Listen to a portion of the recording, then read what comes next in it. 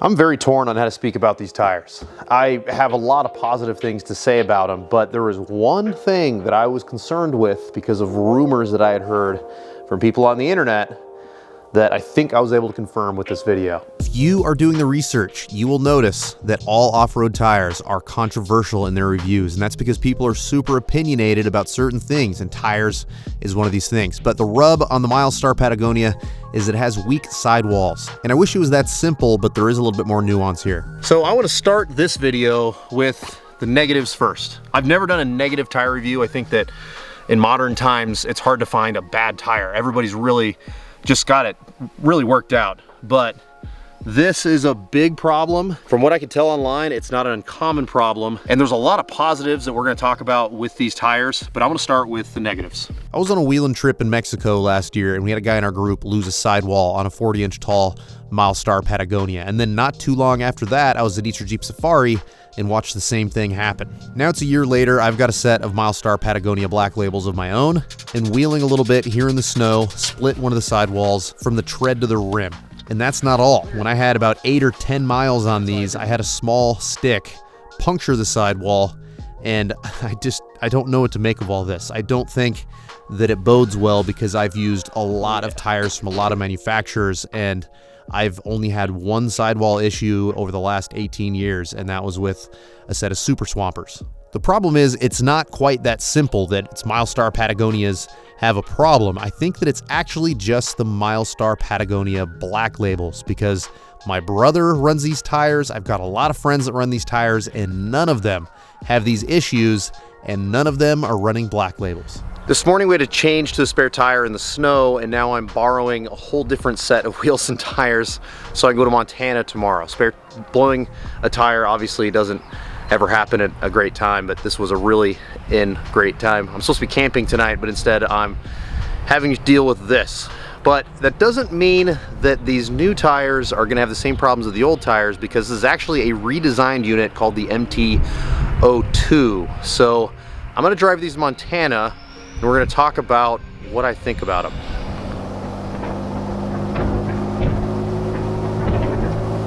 The on-road noise and handling characteristics are just as good with the MT-02 as they were with the MT-01. Both are very quiet, both are very good, which is good news for me because it's 500 miles from my house in Tacoma, Washington to my dad's house in Polson, Montana.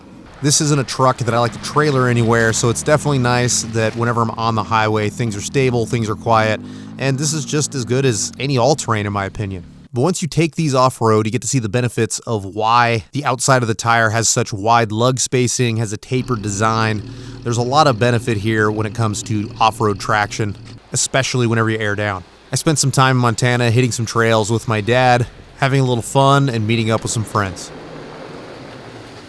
This is my friend Jerry. He's a fellow Patagonia owner, and this was a good opportunity to maybe ask a couple questions. So first question would be, have you had any sidewall issues with your patties? I have not. I haven't had any puncture issues at all on mine. Nice. What is your favorite part about the patties? How good they are in all different types of terrain, whether it be mud, sand, or snow.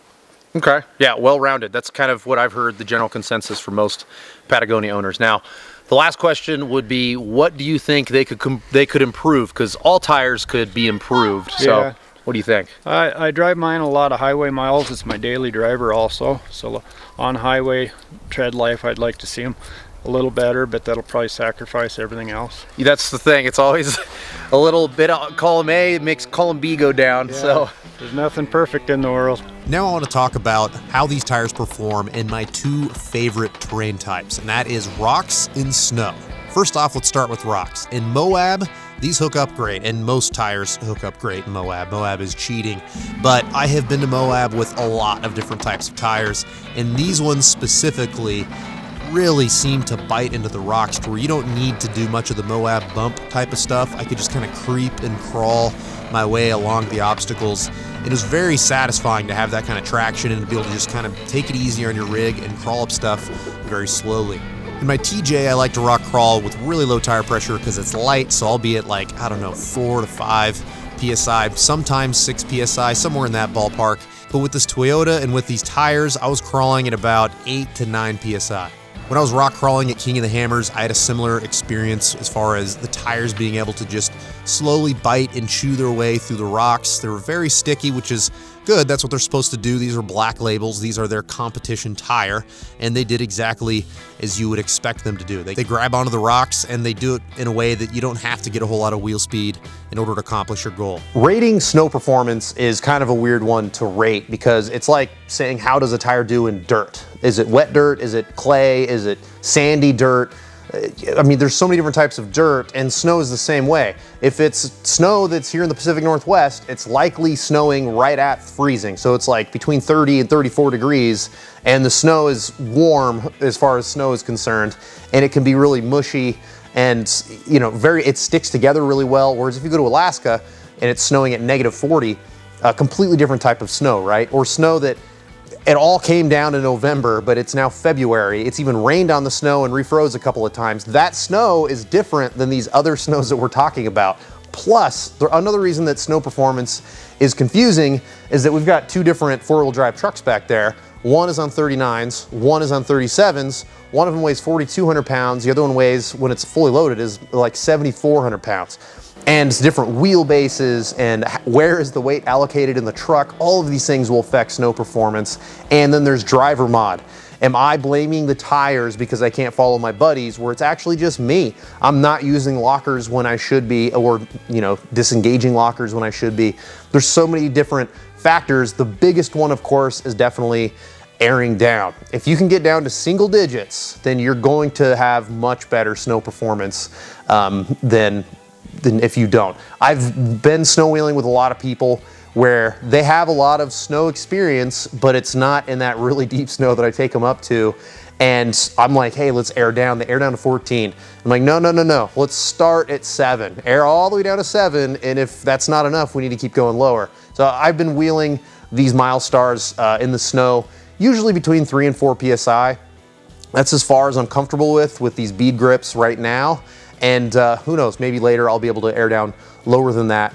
But with these tires, I've got great performance at 3 or 4 PSI in the snow. So as far as the snow rating, my experience in the snow has been outstanding.